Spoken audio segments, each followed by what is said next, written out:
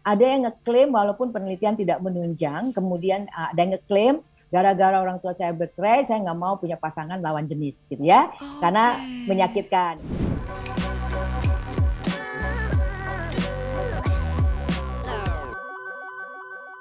Dampaknya ini Bu Astrid, Iya. dampaknya apa? Karena katanya ada yang bilang kalau perceraian, kalau orang tua bercerai atau berpisah, ini katanya salah satu dampak yang bisa kita lihat dari anak adalah si anak jadi parnoan, jadi nggak pede, jadi takut. Nah ini benar nggak Bu Astrid? Apa Iya. dampak-dampak apa lagi nih yang bisa dialami oleh anak? Oke, nggak selalu, Mm-mm, karena itu tergantung dari bagaimana kedua orang tua mm-mm. mengelola proses perceraian itu, Mbak Tessa. Ada orang apa anak-anak yang justru merasa jadi kaya karena setelah kemudian orang tuanya menikah lagi, mereka akan punya nenek dan kakek, dua nenek, dua kakek gitu kan ya, dua nenek dari Double-double ibu, jadinya dua Bu nenek, Astrid ya. ya, jadi lebih besar gitu keluarga. Jadi itu tergantung. Artinya bagaimana itu sebabnya tadi saya menekankan kalau memang fokusnya kepada anak dan tidak mau dampaknya dampak buruk terjadi pada anak, maka lakukanlah itu dengan baik dan kepalanya dingin dulu gitu kan, pelan-pelan pertimbangkan baik-baik, kasih tahu pelan-pelan sama anak, baru perceraian itu bisa dikelola dengan baik kan gitu, Mbak Sesa. Nah, kalau kita ngomong teori ya, teori kalau kalau apa kejadian buruknya apa kira-kira? Mhm, Nah, kita kembali ke tadi Mbak Sesa. oke. Anak itu butuh rasa aman dan butuh rasa diterima di keluarga. Ya. Nah, perceraian itu akan membuat rasa amannya terganggu. Mhm. Apalagi kalau di sekitarnya banyak sekali orang tua yang tidak bercerai atau orang tua yang masih punya persepsi negatif Iya. terhadap perceraian. Mhm. Sehingga kemudian si anak ini akan merasa bahwa dia kayak bebek hitam di tengah bebek-bebek putih Putih. gitu ya Mbak ya, karena dia beda sendiri Iya. kan. Nah, ini yang kemudian bisa menghatikan rasa cemas tadi kan karena takut nanti orang lain nolak Mhm, dia mhm, karena mhm. tahu dia Iya. dari keluarga bercerai kan gitu ya, kecemasan yang mungkin kalau lebih parah akan lari ke paranoid. Mmm, Ini yang juga membuat dia kurang pede karena kalau misalnya oh, ada pensi di sekolah, bawa orang orang-orang semua orang tua, tuanya waduh, komplit kan gitu iya, ya. Atau kalau main ke rumah orang tuanya komplit sedangkan orang tua dia cuma satu, itu iya, pun mungkin nggak di rumah karena harus kerja keras kan gitu misalnya ya Mbak. mhm, Jadi itu semua dampak itu semua bisa diatasi kalau orang tua menyelesaikannya dengan baik dan si anak diberi pemahaman, mhm, diberi kekuatan dan dijaga rasa amannya. Gitu kan bahwa mhm, yang terjadi adalah kami berpisah, tapi kamu tetap anak-anak kami dan tidak salah apa-apa. Ini bukan karena anak-anak kecil itu ini hasil penelitian Mbak mhm. Sensa punya kecenderungan merasa ini anak di bawah usia 5 tahun kalau menurut penelitiannya merasa bahwa perceraian orang tua ini atas kesalahan dia. Oke, Iya, jadi kan kasihan ya karena iya, anak merasa begini. Apalagi anak yang merasa dirinya tuh nakal, susah diatur. mhm. Jadi ayah suka marah, ibu Oh, suka marah. dia jadi Maka merasa bersalah. iya, jangan-jangan karena saya Oke, nggak bisa diatur, mhm, papa jadi marah, mama jadi marah, mereka akhirnya memilih berpisah iya, gara-gara saya. Ini nggak tahu kenapa, tapi hasil penelitiannya menunjukkan begitu, Bu.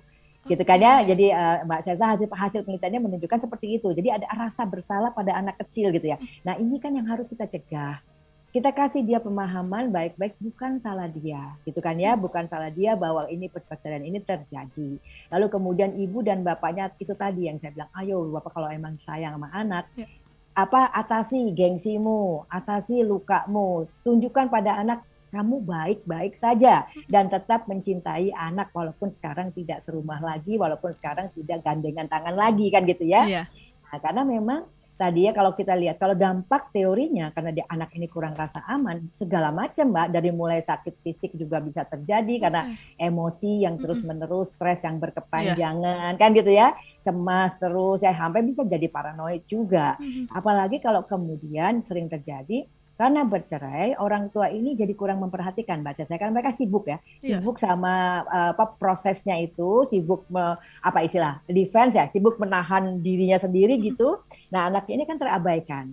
Nah pada saat anak ini terabaikan dia tidak punya siapa-siapa sementara persepsi orang di luar orang tua kamu cerai ya gitu ya. mhm, Nah gitu kan kayak ngerasa panah itu semua tertuju ke iya, dia gitu ya. Nah jadi anak ini masih muda daya tahannya belum banyak limbung bisa mmm, limbung. Jadi rasa ya tadi itu bahwa kehilangan rasa percaya diri bisa, ketakutan bisa, sampai jadi paranoid, oke cemas juga bisa, nggak mhm, bisa tidur, gangguan makan gitu ya, semua bisa kejadian sakit yang kalau dicari ini sakit apa gitu iya, ya, nggak ketemu, mulainya pindah-pindah gitu ya, iya, dia nggak bisa hipokondria, mungkin dia apapun gitu. Jadi jantungnya ternyata dikasih obat pindah ke paru-paru dia gitu. Jadi ini apa sakitnya gitu ya. Iya. Nah, sakit-sakit psikosomatis banyak kemungkinannya Mbak Tessa. Dan yang juga bisa kita bayangkan mungkin dia tidak percaya lagi sama lembaga perkawinan, atau Oke. itu juga bisa nggak percaya sama laki-laki kalau misalnya suaminya ayahnya Iya. pergi meninggalkan ibu karena perempuan lain. Mungkin dia nggak percaya sama hubungan, lalu nggak percaya sama laki-laki.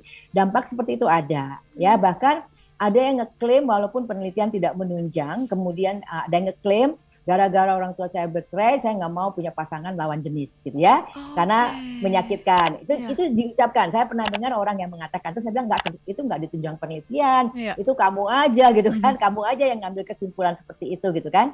Nah, tapi artinya kemungkinan berbagai gangguan perilaku yang kalau kita pakai kriteria ya, dari mulai yang neurotik gitu kan ya sampai yang psikotik bisa saja terjadi. Iya. Gangguan emosional, gangguan kognitif, semua gangguan mungkin terjadi kalau orang tua tidak menyiapkan anak baik-baik. Karena sebuah keniscayaan dalam hubungan Mbak Tessa bahwa bukan cuma hanya bisa jadi harmonis, hubungan juga bisa putus. Iya. Kan itu memang sebuah artinya fakta hidup ya. Ada hubungan yang akan harmonis, tapi ada hubungan yang putus, dan itu fakta hidup.